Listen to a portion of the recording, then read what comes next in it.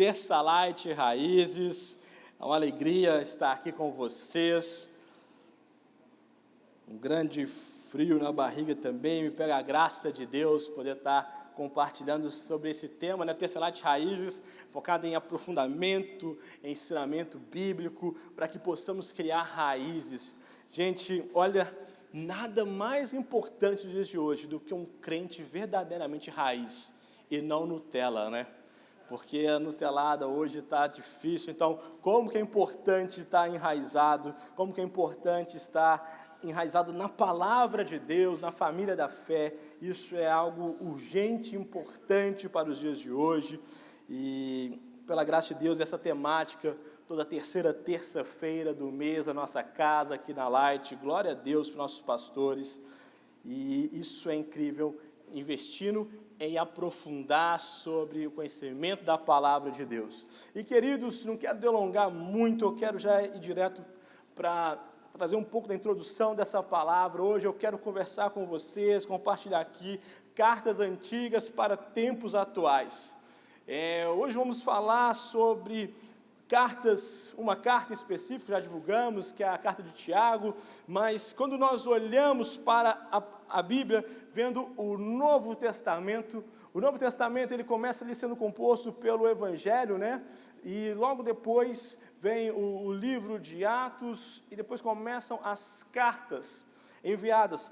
A maioria delas é escrita pelo apóstolo Paulo, onde ele traz um ensinamento teológico, que eram igrejas novas, igrejas que estavam começando ali, recém-nascidas, precisavam de muito embasamento bíblico, embasamento teológico. Então Paulo sempre trazia talvez um ensinamento teológico ali, ou resolvendo um BO.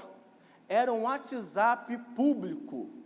Fala assim, gente, estou sabendo que a Maria não está conversando com a fulana, e aí, porque vai entrando fulano que pegou ciclano. Gente, se fosse hoje com o mimimi que tem, meu Deus, o apóstolo Paulo seria cancelado, talvez até processado. Mas é isso quando você vê, por exemplo, a carta de Paulo às igrejas da Galácia, não é só uma igreja, são várias igrejas que Paulo escreve ali. O que Paulo traz é para que eles parem de viajar na maionese sobre ensinos judaizantes. Eles estavam lá, estou na lei, estou na graça, estou na lei, estou na graça. E Paulo, para com isso. O sacrifício de Jesus já foi suficiente, não precisa dessa coisa de ficar circuncidar, não circuncidar, comer aquilo, não comer aquilo. Não, vamos parar com isso, vamos viver o evangelho da graça, o evangelho puro e simples. Outra coisa importante, a carta de Filemon. Você sabia que a carta de Filemon é escrita a um homem importante, que morava, de origem romana, que morava na cidade de Colossos. E ele tinha um problema com o escravo dele. Um escravo dele pisou na bola, traiu, roubou, mas esse escravo converte, e sabe onde que ele vai parar? Na cela de Paulo. Paulo prega o evangelho, trabalha com ele ali, ele acaba se tornando um grande auxiliar do ministério de Paulo, e Paulo encoraja Filemon a perdoar. Mas não é aquele perdão, te perdoo, é um perdão raiz, é um perdão, te perdoo, esqueço a dívida que você tem comigo, te perdoo a ponto de tratar de igual para igual, nas assembleias, nos cultos, nas reuniões. Paulo encoraja, Paulo fala com o Filemon, olha, se está difícil perdoar, considera que transfere essa dívida para mim, o que eu tenho que fazer para pagar essa dívida, porque foi isso que Jesus fez por mim e por você. Olha que coisa forte. Então as cartas, elas podem parecer antigas, mas são tão atuais, como diz o grande evangelista Billy Graham que nos deixou, são tão atuais, mais atuais que o jornal de amanhã. E ser mais atual, verdade, que o jornal hoje em dia não é muita vantagem, né? Mas a Bíblia continua sendo suprema e atual. E a carta de Tiago, eu não sei se você sabe, ela foi a primeira carta a ser escrita, por volta de 40 a 45 depois de Cristo, logo junto ali, praticamente junto com o livro de Atos. E quem é Tiago? Quem é esse Tiago que está aqui na palavra de Deus? Será que é o Tiago daquela canção das 3 palavrinhas, Pedro, Tiago e João no barquinho? Será que é Tiago, discípulo de Jesus, um dos 12 de Jesus, o Tiago, irmão de João? Quem acha que é Tiago, irmão de João, que escreveu essa carta? Levanta a mão. Quem não acha nada, levanta a mão. Não é possível que não tenha ninguém aqui que acha que essa carta foi escrita por Tiago, irmão de João. Então tá bom, quem acha que é Tiago, o filho de Alfeu, que também está ali como um dos discípulos de Jesus? Quem acha que é outro Tiago? Gente, vocês estão achando nada, indecisos, brancos, está parecendo pesquisa da Datafolha. Está igual o zebra de Datafolha. Aí eu perguntei, quem acha que é Tiago, irmão de João? Eu vi uma pessoa levantando, segundo a Datafolha, 45% acham que é Tiago, irmão de João. Segundo a Datafolha, 30% acham que é Tiago, o filho de Alfeu. E quem acha que é Tiago, irmão de Jesus? E aí, se fosse pela Datafolha, 2%. Foi a maioria, né? Mas, queridos, essa carta escrita por Tiago, vou falar quem é Tiago, não é uma carta que aponta para uma doutrina somente, mas para um estilo de vida, uma carta de sabedoria. Ela é considerada pelos teólogos e historiadores como o Provérbios do Novo Testamento e é escrita por Tiago, não o Tiago, irmão de João, porque esse foi um dos primeiros mártires. Ele foi assassinado a mando de Herodes, a espada, em Atos 12, conta o relato desse assassinato brutal sobre Tiago. Não é Tiago, o filho de Alfeu, que esse não tem muitos relatos após Atos 1. E esse Tiago é o irmão de Jesus. É o irmão mais novo, meu irmão de Jesus. E algo interessante é que, quantos aqui já passaram por alguma luta, quando converteu na sua família, algum parente seu não conseguiu compreender a sua fé? Quando você passaram, quando você converteu, alguém não comprou a sua ideia, te criticou, ficou observando, vamos ver até onde vai essa fé. Até onde que vai? Tiago foi um desses. A Bíblia conta que Tiago, ele não se converteu ao ministério de Jesus durante o tempo que Jesus estava na terra. Em João capítulo 7, verso 5, mostra que os meios irmãos de Jesus criticavam, estavam sempre observando. E o Tiago, irmão de Jesus, ele aparece ali como um pilar na igreja de Atos. Ele começa a aparecer em Atos 12, verso 16, depois em Atos 15, 12 e 13. E esse grande homem de Deus, ele começa ali o seu ministério. Sabe como começou o ministério de Tiago? Em Atos 1. Quando ele vê Jesus ressurreto ali, depois indo e falando, fiquem, que comece a orar. Tiago é um das 120 testemunhas que se encontravam para orar. E outra coisa interessante, Tiago, ele se torna o principal pastor e apóstolo da igreja de Jerusalém. A princípio, quando eu estava falando, eu falei, nossa gente, que legal, ele começa com o berço, começa com Jerusalém. Mas não tinha igreja mais difícil, mais desafiadora do que Jerusalém. É a igreja que matou Jesus. Imagina a perseguição que havia. Tiago acabou ficando por sobrar, porque Pedro foi enviado. O outro Tiago, o xará dele, foi assassinado e acabou ficando para ele. E ele começa ali sendo um pacificador, começa ali sendo um pastor, um apóstolo. E algo interessante, estudando sobre esse grande homem de Deus, primeiro algo interessante sobre o nome dele. No original, quando você vê no grego, é Iacobus. No hebraico, Yaakov, que na verdade é Jacó. O nome de Tiago é Jacó, mas conforme as traduções bíblicas, quando chegou para o latim, Jacó é uma transcrição, é uma adaptação de Iago, Santiago, e quando chega em português, Tiago. E Jacó era um nome muito comum ali na época, por isso que Jesus vai, os escritores do Evangelho vão colocando características para diferenciar quem era quem. Quando coloca Jacó, irmão de João, Jacó, filho de Alfeu, e Jacó, irmão mais novo de Jesus.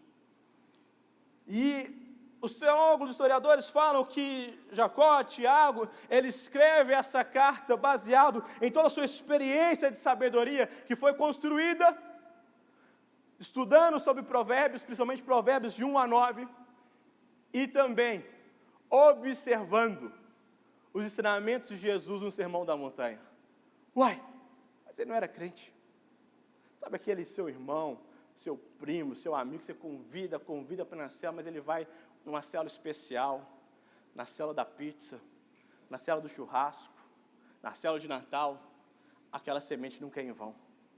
A palavra de Deus mostra que nenhuma semente é em vão, porque Tiago, ele estava sempre observando, criticando o ministério de Jesus, mas é aquelas palavras poderosas de fonte de vida de Jesus, o sermão da montanha, entraram no seu coração.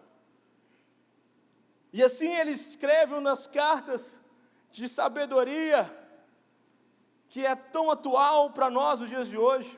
E esse livro de Tiago, ele é dividido em duas partes. A primeira parte, que é a introdução, onde Tiago, ele ali fala sobre como lidar em momentos de provações, lutas, problemas. Porque se havia alguém que estava PhD em passar por problema, era Tiago. Passou por problemas de perseguição, problemas financeiros da igreja, problemas das pessoas sendo dispersas, tanto que ele começa a carta de Tiago, capítulo 1, verso 1. Veja comigo no telão. Tiago, servo de Deus e do Senhor Jesus, as 12 tribos dispersas entre as nações. Haviam as tribos, ele escreve a carta para as pessoas que estavam perseguidas, tiveram que fugir de Jerusalém. Mas algo que é mais interessante, observa aqui, de quem Tiago era irmão? De quem que ele era irmão? Do Zé? Não, de Jesus. Gente, eu não sei você, mas acho que até eu ia cair nessa aí. Se eu fosse irmão, nem precisava de ser de Jesus Cristo o Messias, não. Se fosse de outro Messias, só do Jair. Eu já ia falar assim, na minha bio do Instagram está Lucas, cristão da Laje, não sei o que, irmão do Jair. Eu ia colocar. Eu acho que quase todo mundo ia se apresentar assim, eu sou irmão do Jair. Nem precisa ir tão longe não, podia ser o Zema mesmo. Eu sou primo do Zema, gente. Zeminha, meu primo, foi lá em casa essa semana, participou lá. Acho que quase todos iam trazer para si esse parentesco, esse grau, porque isso infla o nosso ego. Mas Tiago começa como sendo sábio, humilde. Tiago, servo de Deus e do seu irmão, e do Senhor Jesus Cristo. Então, o primeiro capítulo, ele traz sobre um manual de como lidar com problemas, de como lidar com tribulações, de como lidar com adversidades. E depois, do capítulo 2 ao 5, são 12 ensinamentos de sabedoria, 12, como se fossem 12 provérbios, para lidarmos com situações adversas do dia a dia, como favoritismos de pessoa, uma fé genuína, a língua, você não condenar os outros, distorcer a verdade, o poder da palavra, lidar com a arrogância, apego à riqueza. E Tiago destaca que ser rico não é nenhum problema. Hoje em dia, uma semente do diabo é de demonizar a riqueza, e ter posse não é nenhum problema. Tanto que foi uma pessoa rica que comprou o túmulo de Jesus. O grande problema não é a riqueza ou aquilo que está ocupando o lugar de Deus no seu coração. E às vezes a mentalidade, a endeusar a pobreza, tem ocupado o lugar de Deus também em nossos corações. E temos que ficar ligados para não ter essa mentalidade desse marxismo cultural, de achar que é um absurdo a riqueza, que é um absurdo a pessoa prosperar, que é um absurdo a pessoa crescer. Misericórdia. E aqui nós vemos Tiago ensinando sobre vida de oração, paciência, empatia. São 12 ensinamentos práticos do capítulo 2 ao 5. E algo que é muito importante, que está em todos os capítulos de Tiago, é a palavra perfeito, a perfeita religião, a perfeita fé, o perfeito cristão. Essa palavra perfeita é repetida por 7 vezes, e ela tem como significado em hebraico tamim, ou em grego teleios, que significa, transcrito como plenitude e integridade, ou seja, íntegro por completo. O foco principal, o alvo do livro da carta de Tiago é para que possamos ser íntegros, mas de forma completa. Porque se não vigiarmos, se não for em Jesus, não existe um ser humano que é íntegro 100%. Todo ser humano tem uma brecha. Porque é importante entender que a integridade que nós estamos falando é integridade bíblica, não é integridade dos dias de hoje, que é só não matar e roubar. Isso aí é o mínimo para qualquer ser humano. Mas a integridade bíblica, ela é muito mais profunda, a régua é muito mais alta. E é sobre isso que Tiago ele traz. É sobre isso que Tiago nos ensina. E o primeiro, então, eu quero trazer para nós hoje aqui 4 ensinamentos de sabedoria sobre situações, adversidades que vão estar diante de nós.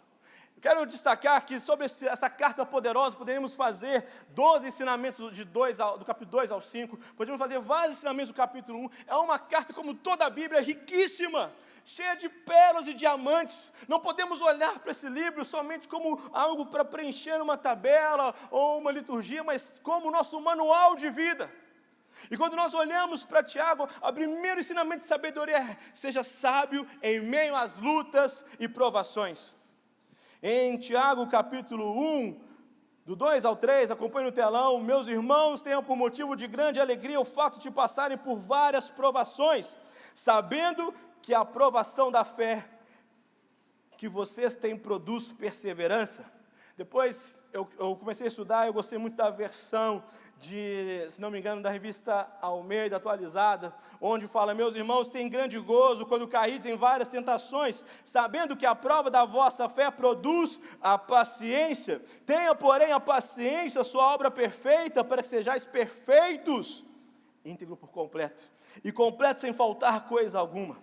É algo interessante que essa palavra paciência, ela é colocada, são 2 palavras que está escrito, que é hipomone e macrotimia. Hipomone é paciência com um problema difícil.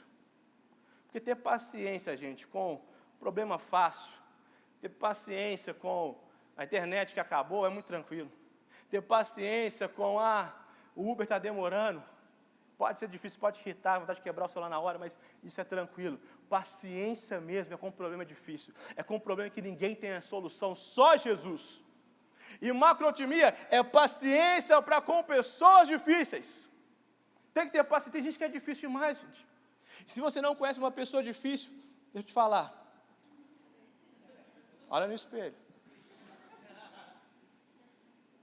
E essa paciência é muito importante. Veja que Tiago não fala: olha, bloqueia, corre, atravessa da rua de pessoas difíceis. Não, tenha paciência com pessoas difíceis. Veja que Tiago não fala: fuja dos problemas. Não, tenha paciência com os problemas difíceis. Aqui Tiago tem outro ponto que é muito importante, que além da paciência, antes eu li esse texto, eu falava: gente, é uma coisa tão doida, porque na versão NVI, que é mais fácil para a gente entender, fala: meus irmãos, tenham por motivo de grande alegria o fato de passarem por várias provações, problema, luta, desafio. Você, gente, como que eu vou ter alegria em meio a um problema? Como que eu vou ter alegria com as coisas passando, às vezes a pessoa num problema de casamento, num problema familiar, num problema do trabalho, num problema financeiro? Como que é para ter alegria? Mas tem um grande segredo, que é a primeira palavra após a vírgula: sabendo, tendo conhecimento, que a provação da fé que você tem produz perseverança. A alegria não é pelo problema, não, ai, glória a Deus, eu vou ser despejado, gente, glória a Deus, olha, o casamento está acabando, aleluia. Não é isso, é o seguinte: meu Deus, só Jesus pode resolver. Mas se eu estou passando por esse problema, e se eu permanecer firme em Jesus, não me abalar, é certo que dele virá o meu socorro, é certo que eu irei amadurecer, é certo que eu irei sair mais forte dessa situação. Por isso, eu, como de uma forma intencional, alegro a minha alma, o meu espírito, sabendo que esse choro é da noite, mas a alegria vem pela manhã. Esse é o ensinamento que Tiago traz para nós. Ele nos ensina a entender que o amanhã está no Senhor, confiar no Senhor. E essa é a paciência.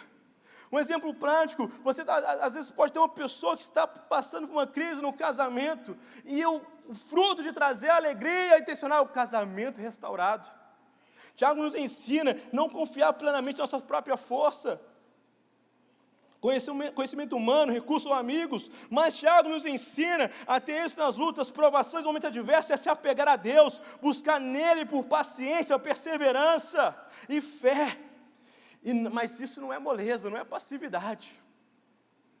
O próprio exemplo de um casamento: você quer lutar para restaurar o casamento, você quer lutar para melhorar a qualidade do seu casamento, O preço não é simples. O preço de um casamento saudável não é barato. Ele tem que ter investimento de oração, comunicação, vida sexual ativa, transparência, linguagem de amor, tempo e tempo de quantidade e qualidade. E isso tudo pode parecer fácil para quem não é casado, meu filho. Porque só quem é casado sabe que é um desafio, é diário. O sucesso para ter um filho que está crescendo, enraizado na palavra, na presença de Deus, pode parecer bonitinho demais, mas é duro o caminho, não é fácil, mas é um caminho que vale a pena, assim como vale a pena, se você passou por um momento de luta no seu casamento, na criação dos seus filhos, persevera, tenha paciência, mas não desista. Está enfrentando um problema com o seu filho, discipline-se, focar, discipline, ore sem cessar sempre, tenha paciência para ouvir, paciência para falar, negociar o que é negociável, e nem pensar em negociar o que é negociável, como o pastor Mateus mostrou com tanta unção e poder aqui no domingo. Queridos, precisamos ter isso enraizado, está com luta no trabalho, não vai pedir conta não, meu filho. Às vezes teve uma vez que eu fui aconselhar um jovem, e ele falou assim, estou com muita pressão, eu quero sair. Eu falei, cara, firma o corpo aí, mano, vai lá, dá para você, você é um homem, bicho, vamos lá, você vai conseguir. Não, é muito difícil. Cara, seu emprego é bom, deixa eu contar um segredo para você, irmão, não tem nenhum emprego que não vai ter pressão, desde que seja mínimo. Talvez o emprego mais tranquilo, não sei se tem alguém aqui, se tiver, me perdoa, eu esqueci o nome, fiquei tentando lembrar durante o dia, aquela pessoa que fica no elevador, que só aperta o botão, assessorista. Esse é o que tem menor pressão, na minha opinião. Porque é só assim, 8, 12, 14, papapau, acabou. Se tiver alguém, não há nada contra, irmão, mas eu creio que Deus tem muita coisa para você crescer também. Mas até para dona de casa tem pressão, eu fico vendo a minha sogra e a minha mãe, que são donas de casa, aquela pressão no horário do almoço. O horário do almoço da dona de casa é o horário de pico, meu Deus do céu. Tem que fazer um tanto de coisa, a pressão fica lá em cima, não pode queimar arroz, tem que arrumar menino, não sei o quê, o telefone toca, conversa com a sogra, papá. Ela tem que fazer tudo para meio-dia em ponto. A mesa linda, e ela nem está suada. Mas em todos os trabalhos vamos ter pressões. Isso não é para você desistir, é para você ter fé, perseverar, ter paciência, bom ânimo, sabedoria. E se você está em dúvida de sabedoria, peça a Deus que dá a todos. No verso 5 e 6, Tiago 1, 5 e 6, se algum de vocês tem falta de sabedoria, peça a Deus que dá a todos livremente de boa vontade, e lhe será concedida. Peça, porém, com fé e sem duvidar, pois aquele que duvida é semelhante a onda do mar, levada, agitada pelo vento.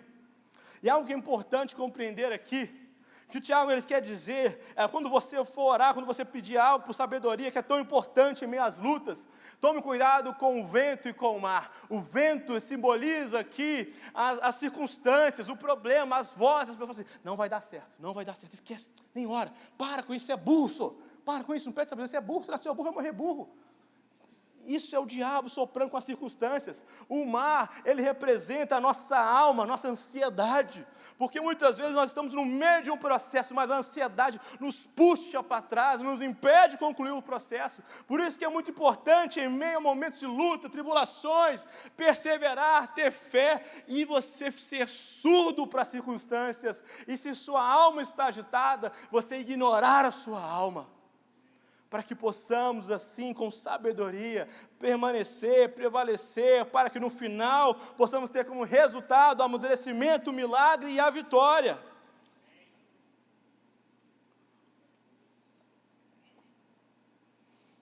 E queridos, esse é o primeiro capítulo dessa carta. Ele já começa com essa aula para nós, de como lidar com momentos de tribulações, provações. E depois Tiago, ele entra sobre outras adversidades, mas eu quero já pular para o capítulo 3 e falar de algo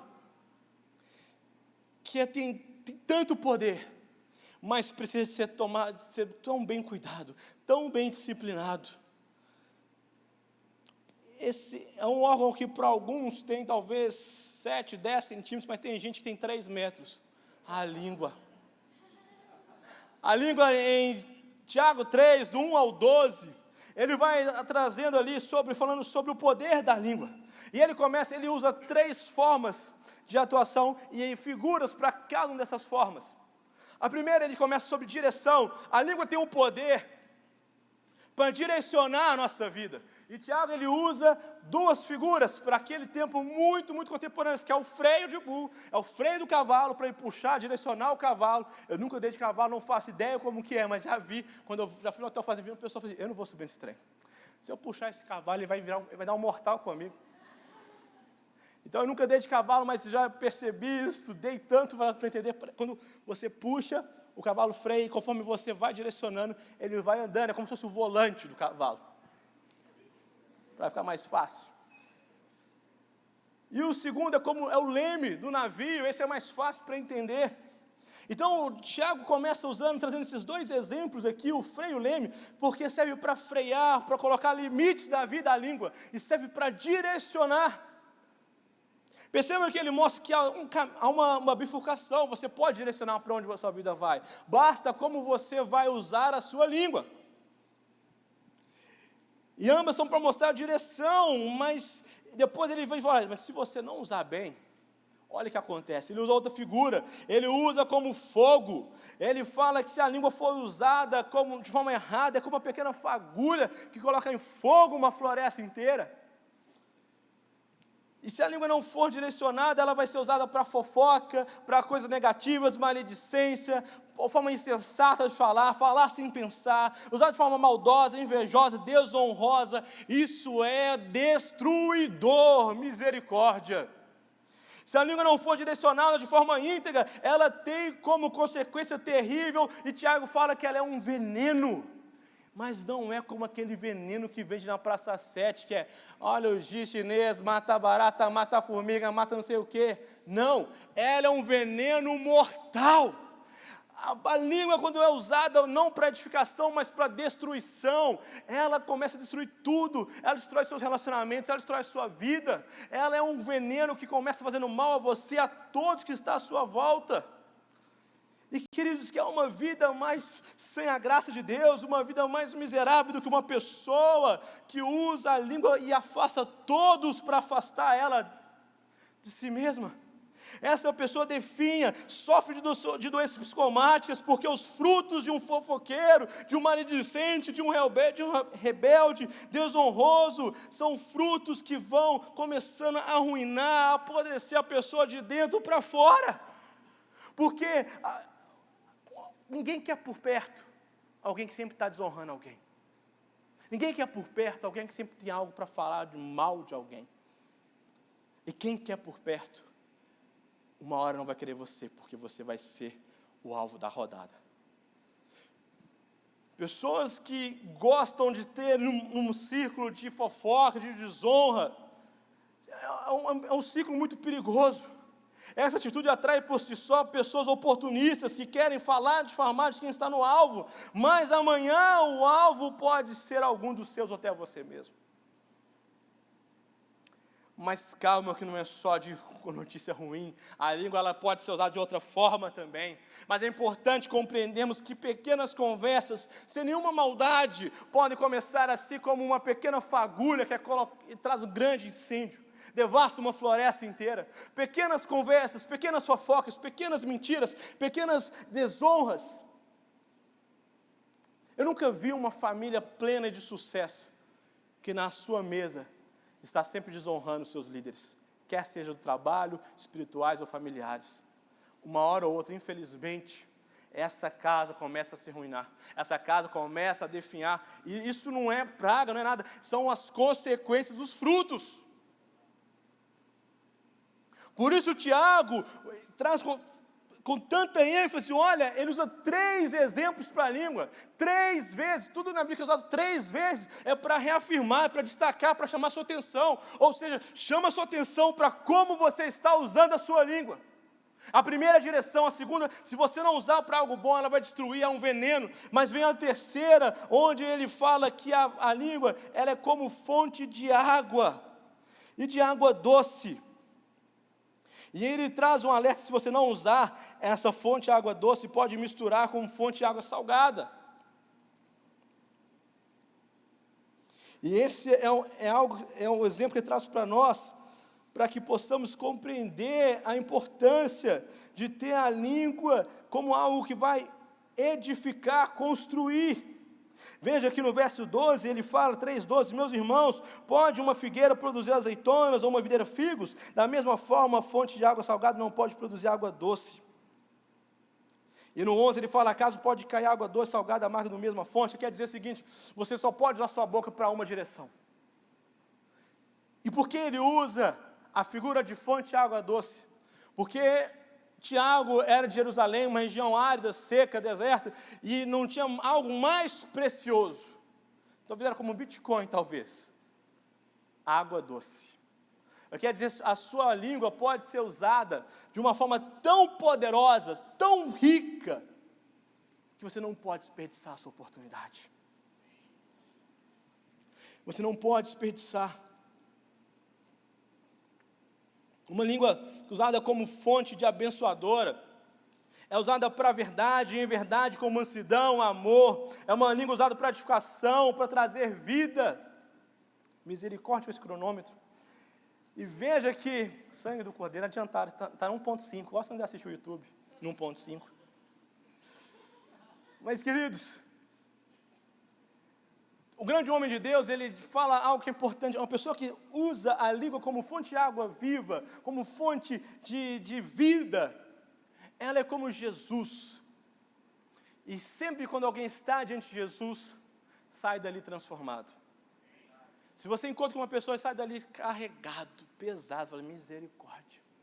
Eu acho que tem que ser uns 4 processos de libertação para libertar aquele fofoqueiro. Gente do céu, se você sai dessa forma, essa pessoa está usando a língua de forma errada. Mas se você sai daquela forma, meu Deus, eu estou mais animado, eu estou mais renovado, olha, estou até mais leve, eu estou mais magro, eu saio com aquela pessoa, algo mudou, algo transformou. Por quê? Porque ela usa a língua para edificar, para abençoar, para profetizar, para encorajar, para construir. Ela usa a língua não para destruir, mas para trazer vida e vida em abundância. E assim é Jesus, e assim tem que ser nós, pequenos cristos. A nossa língua tem que ser usada para elogiar, para honrar. Temos que ser, como diziam os antigos, quem é cristão já há bastante tempo, lembra desse jargão, boca de Deus. Sabe, tem que ser boca de Deus, tem que ser uma boca que profetiza, tem que ser uma boca que flui palavras de vida. E por isso, o Tiago traz esse alerta, eu quero traduzir o que ele fala para nós, olha, fuja de conversas tortas e maldosas, fuja de rodas de desonra, fuja de conversas vazias e cheias de críticas infundadas, corra para conversas encorajadoras, corra para conversas edificantes, corra para rodas de honra, corra para o círculo onde vai estar a sua família da fé. Esse é um ambiente seguro, esse é um ambiente de edificação. E não use a sua língua como fogo destruidor, como veneno mortal, mas sim como fonte de vida e abundância. Por isso, queridos, corra de qualquer ciclo, de qualquer conversa torta, conversa errada. Eu queria aprofundar mais aqui, mas pelo tempo eu vou seguir. Mas que eu quero dizer para você, olha, fica esperto com qualquer conversa mole, porque nada mais é do que semente do diabo para trazer destruição, divisão. O que Deus quer trazer para nós é que nós sejamos usados para edificar uns aos outros, não desconstruir uns com os outros. Nada é melhor do que você estar com uma pessoa que honra, uma pessoa que consegue enxergar valor, uma pessoa que consegue encorajar, uma pessoa que consegue te jogar para cima, uma pessoa que consegue até mesmo te exortar em amor, que é diferente de quem fala mal de você pelas suas costas. Atenção para isso, use a sua língua de forma sábia, não como fogo, como veneno, mas sim como fonte de água. Em terceiro, o Tiago, ele nos traz aqui atenção para que possamos lidar com as tentações da carne. As tentações dessa maldita carne que nunca morre, sempre volta e fica gritando. Em Tiago capítulo 4, do verso 1 ao 4, eu vou ler a versão, a mensagem, vai estar diferente do que vai estar no telão, que eu achei muito interessante, como que essa tradução, ela traz com algumas palavras que é mais fácil o nosso entendimento, talvez. De onde vêm todas as guerras e conflitos que assolam o mundo? Vocês acham que elas acontecem sem razão? Raciocinem, as guerras acontecem porque vocês exigem, é do meu jeito ou nada feito. E é para terem o que querem, luta com unhas e dentes. Vocês sabem o que não têm e são capazes de matar para consegui-los. Invejam o que é dos outros e chegam a apelar para a violência. Sei que vocês não têm coragem nem de pedir a Deus. É claro que não. Vocês sabem que não estariam pedindo vocês estariam pedindo o que não devem. Vocês são como crianças mimadas, cada um querendo as coisas do seu jeito. Vocês estão tentando passar a perna em Deus. Se tudo o que querem é benefício próprio, enganar os outros, acabarão inimigos de Deus. E acha que Deus não liga? Pois Ele mesmo diz, tenho muitos ciúmes de quem amo. Aqui nós vemos no capítulo 4, Tiago trazendo sobre as influências da nossa carne, os desejos da nossa carne, como eles nos levam à guerra, nos levam à cobiça, nos levam a sentimentos e ações destrutivas. E um livro que me inspirou muito nessa mensagem, do grande mestre que faz uma falta gigante nessa terra, Drummond Lacerda, no seu livro Saber Perdeu para o Fazer, ele diz que liderar é influenciar. Se dermos espaço para a nossa carne, ela irá nos liderar e influenciar o nosso agir. Às vezes pensamos que liderar é somente liderança global, liderança com pessoas, 2, 3, 5, 15, 20, 30. Não, mas a liderança começa com o domínio próprio, começa com você mesmo. E começa você influenciando a sua vida. Começa você dizendo não para a sua carne.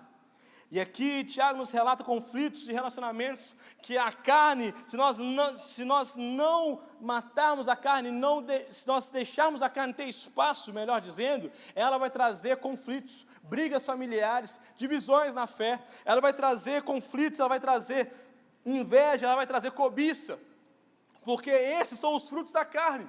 A carne se você der espaço para a carne, você vai causar vários conflitos na sua vida, e você vai começar a viver uma vida vazia, uma vida cheia de cobiças, uma vida cheia de desejos, de coisas fúteis, das quais você não precisa, e talvez você nem tenha o dinheiro para comprar, mas simplesmente para ter e aparecer para pessoas que nem se importam com você, para que você possa ter um número falso de seguidores, de likes.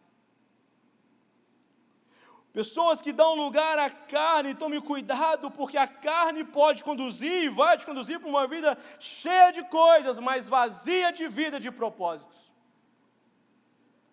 A carne, por fim, ela nos conduz para ser amigas do mundo. E de uma forma muito sutil, com um discurso mentiroso de aceitação, mas que na verdade é de destruição. Quando nós não vigiamos e damos lugar para a nossa carne, quando nós não temos sabedorias para lidar com as tentações da carne. Veja que Jesus foi tentado 3 vezes no deserto. Nas 3 vezes Jesus disse, está escrito, está escrito, está escrito. E olha que as 2 primeiras nem eram pecado. Mas Jesus combateu o diabo com a palavra de Deus. Jesus combateu a carne com a palavra de Deus. E precisamos estar atentos. Sabe por quê, queridos? Sabe o que o mundo hoje pede? Quando eu converti, agora em agosto, fazem 20 anos que eu converti. Meu Deus, mas eu converti muito novo, muito novo. E aí, eu lembro quando eu converti, era muito rasgado o discurso do mundo e da igreja. Ou lá ou aqui. O mundo não aceitava quem estava em cima do muro não, Douglas. Ou você não é nada, ou você é. O mundo não te aceitava nas fotos se você era simpatizante. Nem existia essa palavra simpatizante. Ou você era crente, ou você não era crente. Não tinha conversa mole, nem para o mundo e nem para a igreja. Era assim, 880. E aí, hoje, o diabo mudou o marketing. Ele refez o seu marketing. E hoje, o que ele induz? Fica em cima do muro. Fica lá e aqui. Ah, nada a ver, gente. Olha, o amor é lindo. Aquelas 6 cores, olha só que bonito. Nem sabe que são 7 alianças de Deus, fica acreditando na mentira do diabo. Ah, gente, aquele candidato fala tão bonito, eu sei que ele foi preso, eu sei que ele fez tanta coisa errada, mas ele fala tão bonito, conversa mole. E vai ficar ficando em cima do muro. Mas tome cuidado, porque está em cima do muro, já escolheu um lado. E Tiago nos deixa claro que esse lado não é o lado de Deus. E como Tiago nos ensina a combater a carne, no capítulo 4, do 7 ao 10, portanto, sujeitem-se a Deus, mas resistam ao diabo, ele fugirá de vocês. Cheguem perto de Deus, e ele se chegará a vocês. Limpem as mãos, pecadores, e vocês que são indecisos, purifiquem o coração, reconheçam a sua miséria, lamentem e chorem, que o riso de vocês se transforme em pranto, e que a alegria de vocês se transforme em tristeza, se humilhando diante do Senhor, e eles o exaltará. Aqui Tiago ele traz para nós como é importante entender a seriedade de uma vida longe de Deus, a seriedade de ser amigo do mundo. E quando eu falo mundo, aqui quer dizer o sistema desse mundo, porque temos que ser amigo das pessoas. A nossa guerra não é contra a carne ou sangue, contra os principados e potestades. Por isso que é importante entender que Tiago aqui está dizendo do sistema desse mundo. E para vencer é importante arrepender, fugir, sabe? Olha, deixa eu contar uma coisa para você. Gente, não dá trela, não dá carona, não dá papo, não manda direct para o diabo, não. Olha, deixa eu contar uma coisa para você, para o homem. Você não é esse gostosão que você acha que você é. E você, moça, não é isso tudo que você acha que você é. É o diabo querendo te enganar, trouxa. É o diabo querendo te enganar. Tem uns caras feios. Gente, deixa eu contar uma coisa para você. Homem feio como mulher bonita é só na base de jejum e oração. Não é não, Douglas? Douglas é fruto disso. Você é solteiro aqui na igreja, gente, ora. Busca. Eu não falei o pastor Mateus, que o pastor Mateus, ele sempre estava no top 3 da Light. Quando chegou na Light, o pastor Mateus era um boy, todo estilosão, pá. Mas, gente, eu e o Douglas, era a graça de Deus. Gente, eu estava na zona de rebaixamento. O pastor Mateus estava no top 3, Libertadores. Agora eu e o Douglas disputávamos a zona de rebaixamento. Dava um empate técnico quem era mais feio. E a graça de Deus tem transformado. Olha só, Douglas hoje bonito, estiloso. Eu continuo pela graça. Mas, gente, é importante entender que, olha só, às vezes eu fico vendo uns homens feios, bobo, achando que aquela mulher lá, piricrente ou pirigrete, não sei o que é, dando mole para ele, pedindo carona, elogiando, não sei o que, ele achando que ele é essa balachita toda. Meu filho, você é mais bobo que tudo. É o diabo passando mel na sua boca. É o diabo te enganando. Você, moça, sabe, se esforça, tudo mais, mas achei aquele cara da faculdade, aquele cara do trabalho, bonitão, fortão, do crossfit, sabe, calça vácuo e tudo mais assim, e fala, quer uma carona, gatinha? Vou na moto, cola no pai aqui, sabe, larga de ser boba. Meu Deus, gente, vocês não podem ser bobo, a gente não pode ser bobo. Veio com conversa mole, não é de Deus. Veio, se é casado, então, misericórdia. Aí você tem que ser mais, não pode ser burro não, gente, desculpa a palavra. Mas casado, que está dando essa tela, é burro e bobo. Não pode ser. E se é solteiro, vigia, irmão. Não acredita em relacionamento missionário, não, que isso é conversa mole. Então, não dá trela, não dá carona, não dá papo, não manda direct, não fica achando que você é a bola toda, porque, na verdade, é Satanás querendo acabar com a sua vida. É ele querendo acabar com a sua vida. Não seja bobo, não caia na isca. E foge, resista, sabe? Arrependa os pecados, purifica o seu coração com a palavra, com oração, confissão, e seja um crente transparente. Haja com sabedoria em meio às tentações. E por último, Tiago nos ensina sobre uma vida de oração. Tiago nos ensina que como devemos de ter sabedoria para uma vida de oração. No capítulo 5,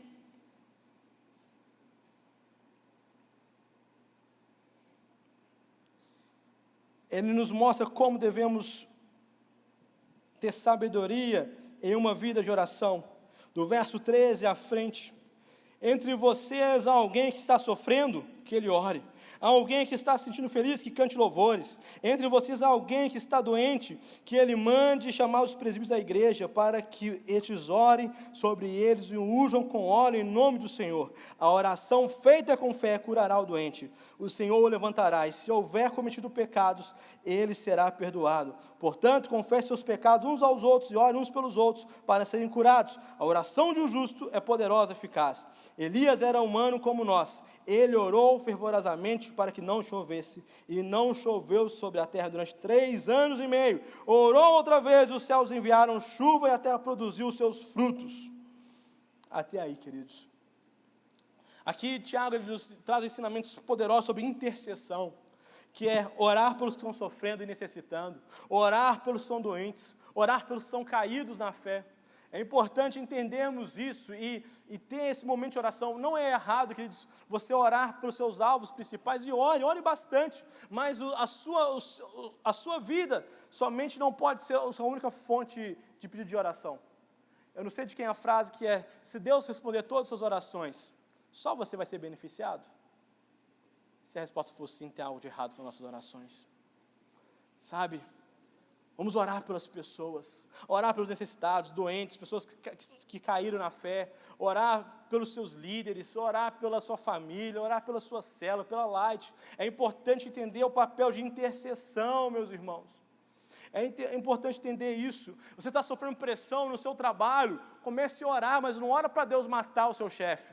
Ora para Deus promover, ora para Deus prosperar. Esse é um segredo precioso. E aí, aqui nós vemos que Tiago nos ensina a sabedoria de não colocar em fatores humanos, mas sim em Deus. Deus é capaz de operar milagres. E por que Tiago destaca que Elias era comum? É difícil achar Elias como uma pessoa comum, mas Elias ele passava por aflições da alma, Elias passava por frustrações. E o que ele nos encoraja é que Elias não tem nada diferente de nós, mas é orar com fé. Sabe, às vezes eu fico vendo uma pessoa que vai orar, pede para orar, não estou conseguindo dormir, estou com insônia, ora para mim, ora para eu dormir, eu quero ser livre dos remédios, aí te ora, Deus se liberta, tal, e a pessoa acaba de orar assim, me dá um Rivotril. Perdeu a fé ali, queridos, e eu sei como que é difícil, eu não quero julgar, eu sei que pessoa, eu dei um exemplo mais prático, ou a pessoa que está gripada e ora e depois me dá o Benegripe. Eu quero dizer, não é errado tomar os remédios, não é isso. O que eu quero dizer, esse exemplo, essa analogia que eu fiz, é que nós devemos entender que após a oração tem que ter uma prática de fé. Não faz sentido eu pedir para orar e não ter uma prática de fé.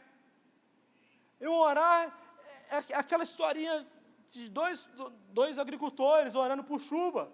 Todo dia os dois oravam por chuva, mas todo dia um preparava a terra e lançava semente, o outro só orava. Veio a chuva e aí?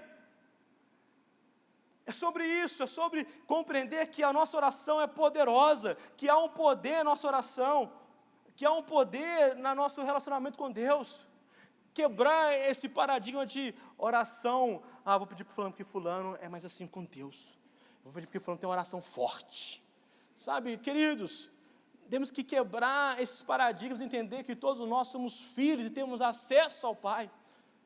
Lutero, Calvino e outros irmãos tiveram uma luta danada para quebrar esse clericalismo, essa intermediação de homem e Deus, para que eu e você tivemos pleno acesso a Deus. E nós temos que usufruir disso. Concluindo, eu acredito que a sabedoria da oração, uma analogia bem simples, é como aquela prova. O professor entra na sala, fala, a prova hoje vale o semestre. Pode consultar o colega, o Google e o livro. Mas tem gente que fala assim, eu vou na minha própria conhecimento, não vou consultar nada. Quer ser o botão da balachita. Esse é o crente que quer viver a vida sem ter uma vida de oração. Eu quero na própria força do meu braço. Eu não vou pedir, eu não vou consultar Deus, eu não vou pedir a Deus, eu não vou conversar com Deus. Eu vou na força do meu próprio braço. Pode ter algum êxito, mas geralmente é muito mais desgastante e de insucesso. Então, por isso, peça pelo improvável, peça pelo impossível, pois Deus é poderoso para operar milagres e trazer o sobrenatural, tornar o improvável em realidade, o impossível em memorial de fé. Queridos, Encerrando essa mensagem, essa carta de Tiago para nós, assim como toda a Bíblia, ela é atual, ela é para ser lida, sabe? É para você estudar, ler com calma, trazendo para o seu coração. E aqui esse apóstolo cheio de sabedoria e humildade, ele nos ensina que a sabedoria não é ser cheio de conhecimento vazio.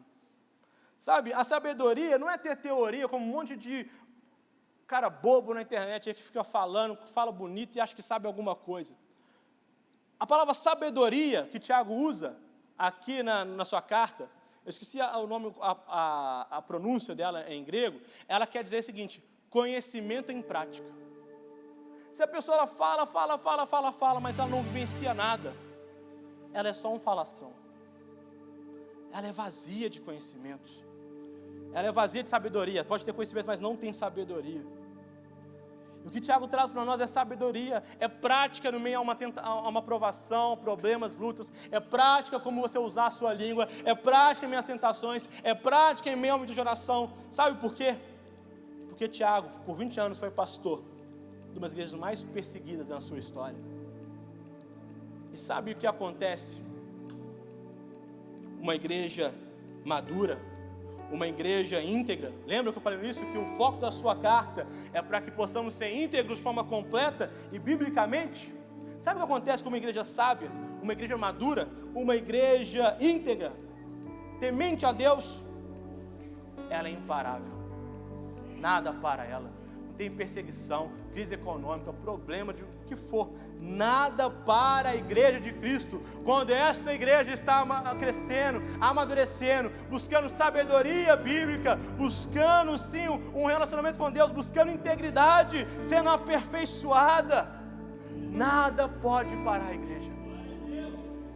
E a igreja não é essa parede, não é esse salão bonito, que a cada dia nossos pastores têm investido para melhorar, não, a igreja sou eu e você. Encosta na pessoa do seu lado aí, encosta nela aí, sacode ela. A igreja é de carne e osso. A igreja sou eu e você, somos nós. E quando a igreja está madura, é que você está madura, eu estou maduro. Quando a igreja está íntegra, é que eu estou sendo íntegro cada vez mais, e você também. Quando nada abala a igreja, é que nada vai me abalar, nada vai te abalar, nada vai abalar a sua família. E isso, vamos expandir o reino de Deus. E isso as pessoas vão querer saber: eu quero isso, eu quero esse remédio, eu estou passando por um problema na minha família, eu quero isso para minha casa. E você fala: é Jesus. Eu quero convidar você a ficar de pé.